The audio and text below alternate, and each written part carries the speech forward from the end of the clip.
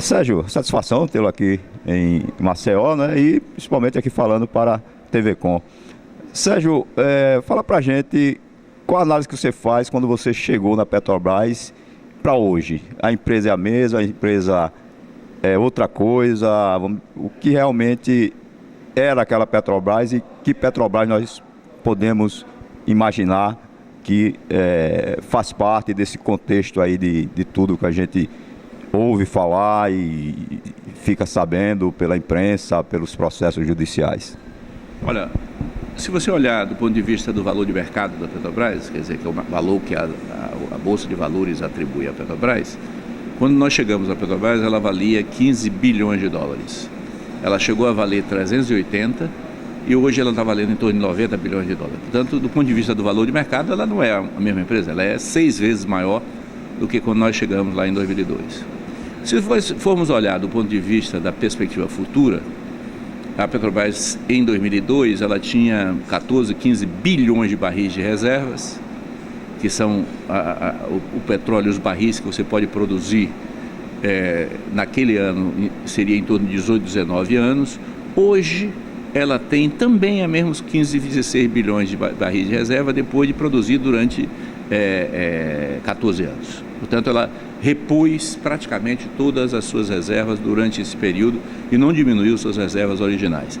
E mais ainda, ela tem um potencial futuro de transformar recursos que estão com a Petrobras em reservas rapidamente, que equivale aí a 5 bilhões de barris do chamado cessão onerosa, que foi a contratação feita em 2010, tem mais 8 bilhões de barris prováveis do campo de Libra, tem mais a extensão de Libra, que deve dar mais 4 ou 8 bilhões de dólares. Portanto, rapidamente ela pode dobrar suas reservas com tudo que tem hoje, sem nenhum barril novo a ser acrescentado. Portanto, ela se tornou uma empresa muito maior do ponto de vista da produção de petróleo. A Petrobras, quando nós chegamos, ela tinha 30 mil empregados. Em 2013, ela tinha 80 mil empregados.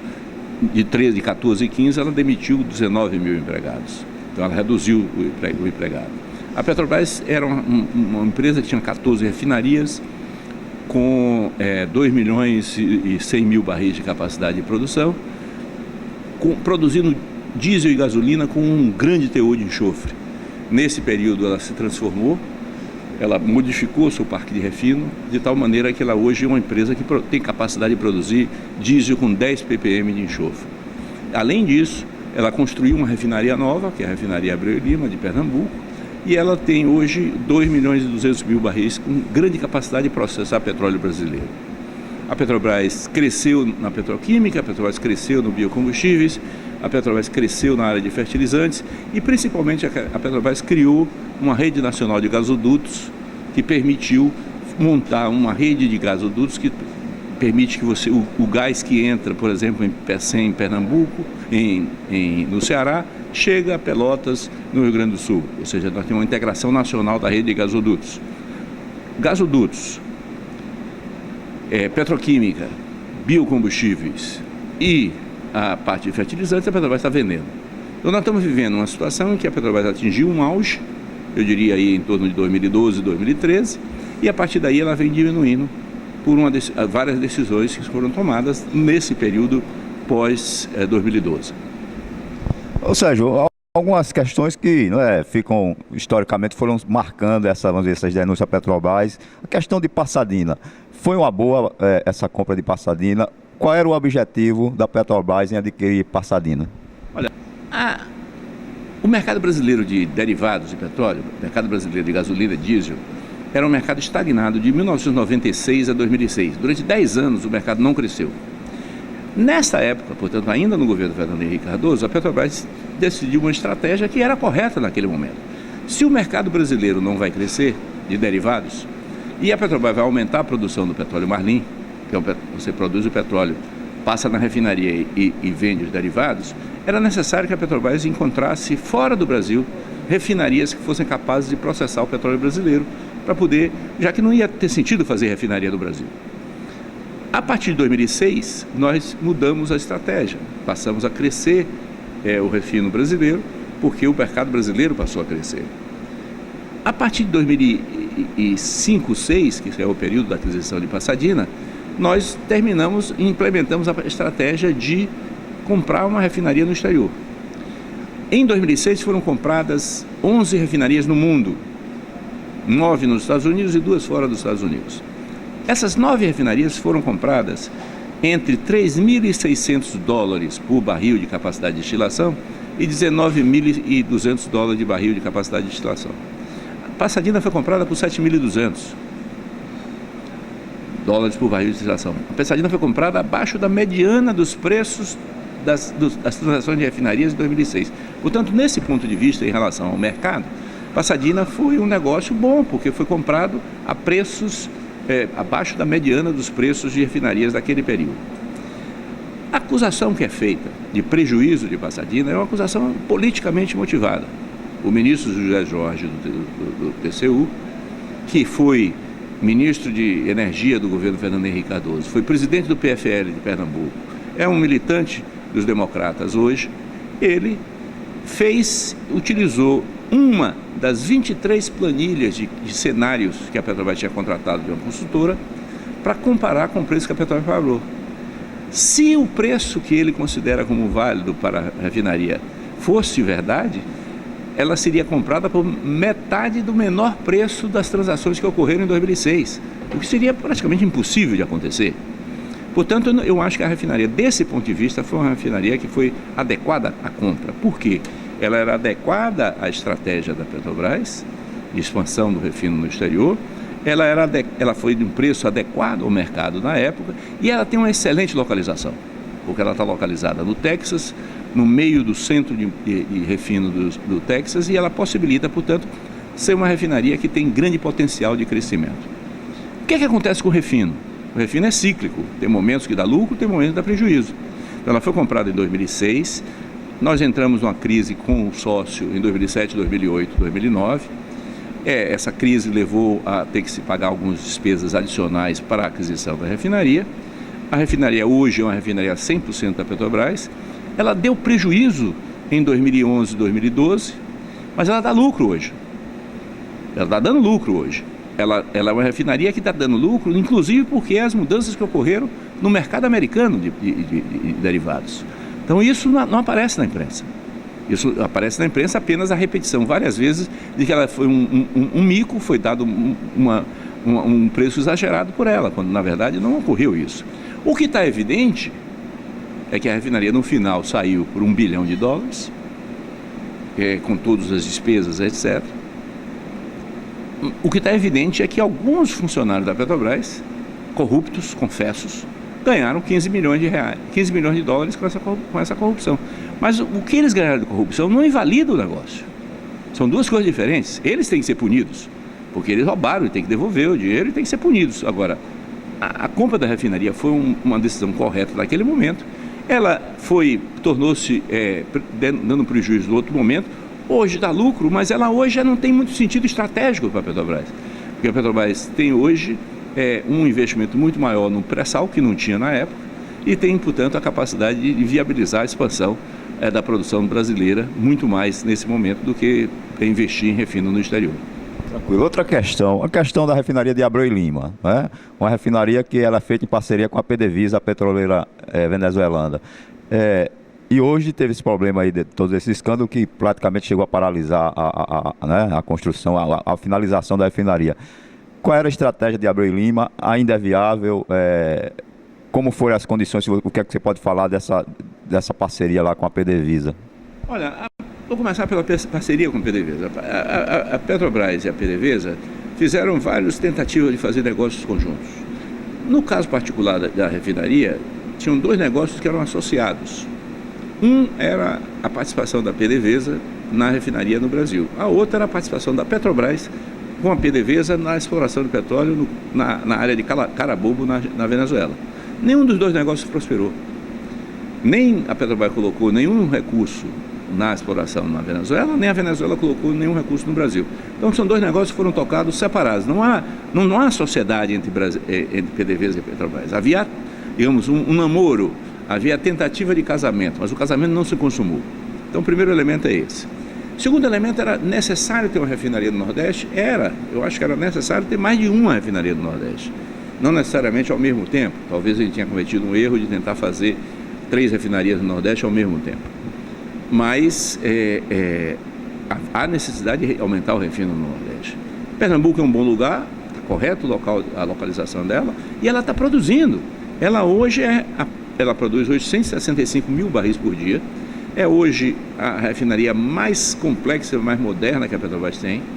Ela produz hoje diesel de 10 ppm, 10 partes por milhão, que é um diesel de altíssima qualidade. Ela é especializada em produção de diesel e ela está em produção. O segundo trem, ou seja, a capacidade de produção mais 165 mil, é que foi adiado. Foi adiado porque a crise financeira da Petrobras resolveu adiar essa questão. A refinaria foi mais cara do que previsto originalmente? Foi. Ela foi mais cara do que previsto originalmente. Primeiro porque o câmbio mudou e os gastos eram em reais e, portanto, quando o câmbio muda em dólar, ele aumenta.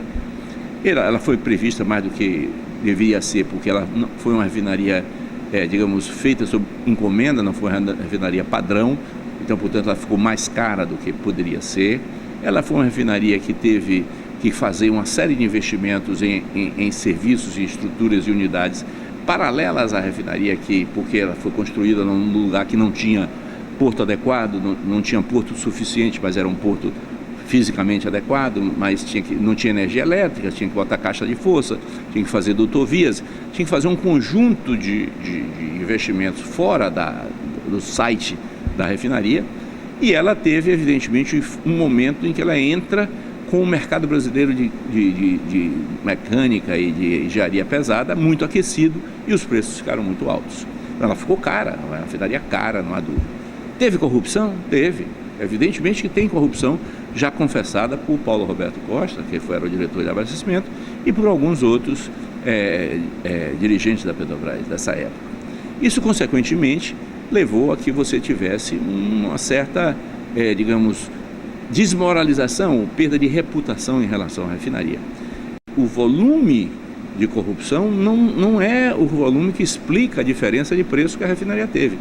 Os principais elementos que levaram à diferença de preço não são a corrupção.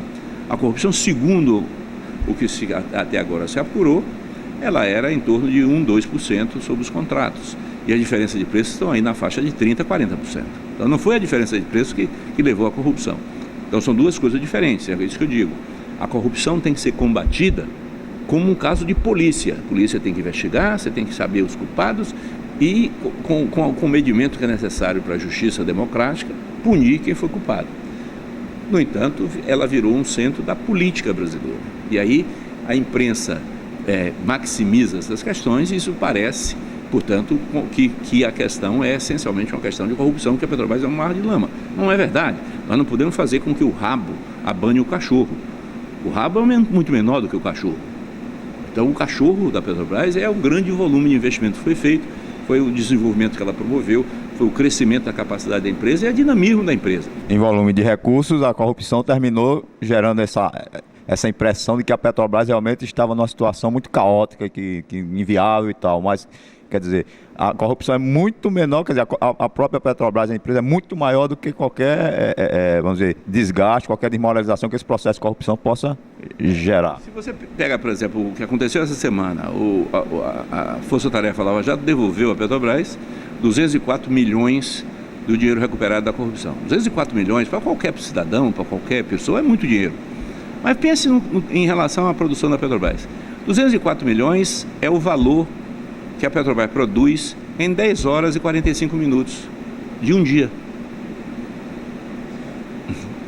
10 horas e 45 minutos a Petrobras produz 204 milhões. Ô Sérgio, com relação à questão da construção dos estaleiros, isso foi pensado na sua gestão também?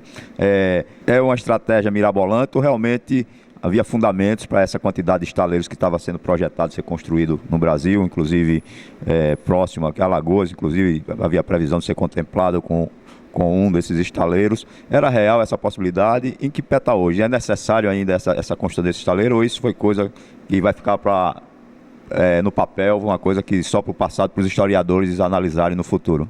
Olha, eu acredito fortemente de que nós tínhamos uma estratégia industrial no Brasil naquela época. Ou seja, qual é a situação? Nós temos um setor que tem uma grande empresa consolidada e forte, que era a Petrobras, que tem uma perspectiva de investimento muito grande. A Petrobras chegou a prever investimentos de 236 bilhões de dólares para 5 anos. E, portanto, ela seria uma grande demandadora de serviços. Por outro lado, o governo brasileiro fez uma série de mudanças na legislação brasileira e ampliou a exigência de conteúdo nacional. A exigência de conteúdo nacional significava que esses investimentos, a grande parte, o slogan era igual ao do tempo de Juscelino: tudo que pode ser produzido no Brasil será produzido no Brasil. Ou seja, a ideia era fazer com que crescesse uma indústria de fornecedores para a indústria de petróleo no Brasil. No caso da Petrobras, que era a produção no mar, em águas profundas, isso pressupunha uma indústria naval forte, com basicamente embarcações que fossem capazes de movimentar e fazer a logística do petróleo e com plataformas e sondas que fossem necessárias, são equipamentos-chave, críticos, para a produção de petróleo e para encontrar o petróleo. Isso significava, portanto, que você tinha um projeto ancorado numa empresa com uma perspectiva de demanda de equipamentos muito grande. Se falava uma frota aí de 400, 500 embarcações, incluindo todo tipo de embarcação, e que isso, portanto, teria que ser feito a maior parte no Brasil. Olhando a capacidade dos estaleiros brasileiros, viu-se que era necessário crescer a capacidade de estaleiros instalados, complexos. Então se pensou em montar 5 estaleiros no Brasil para fazer sondas, que são equipamentos muito complexos, muito caros e muito pouco produzidos no mundo. E, portanto, eu acho que existia essa possibilidade, existia o mercado, existia a empresa, existiam as empresas estratégicas para fazer isso, que era a Constituição brasileira, e existia a capacidade de financiamento da Petrobras para fazer isso. Essa estrutura toda se desmonta com a crise da Lava Jato, que afeta fortemente essas empresas. As empresas são quase todas elas envolvidas no Lava Jato. A crise da Lava Jato, não, como eu disse, não ataca somente o rabo do cachorro, mas mata o cachorro. Então, com isso, você inviabilizou essas empresas. A Sete Brasil é uma vítima disso. A Sete Brasil teve um ato de corrupção de alguns diretores dela, mas muito pequenos em relação ao tamanho dos contratos, mas não teve financiamento porque ficou uma empresa impregnada com os diretores corruptos. Isso inviabilizou os estaleiros. Acho que os estaleiros foram desmontados, dificilmente eles se remontarão. A necessidade da Petrobras de ter os estaleiros, eu diria que se a Petrobras mantivesse seu papel no pré-sal brasileiro, sim. Só que há uma mudança que está em curso no Brasil, que é tirar a Petrobras da operação do pré-sal. Ao tirar a Petrobras da operação do pré-sal, você vai trazer novas empresas internacionais para operarem no pré-sal. E essas empresas virão com seus fornecedores internacionais. Então nós vamos ter mais importação de sondas, mais importação de equipamentos, mais importação de embarcações e, portanto, os estaleiros nacionais vão entrar em crise, um período de crise muito profundo. Sérgio, para a gente encerrar, você tem uma coisa a seu favor, né? A sua imagem de homem público está imune, né? Você sai desse processo aí, embora houve algumas insinuações, mas você é um homem público, né? Que assumiu um papel estratégico de presidente da maior empresa do país, e hoje você realmente sai, né?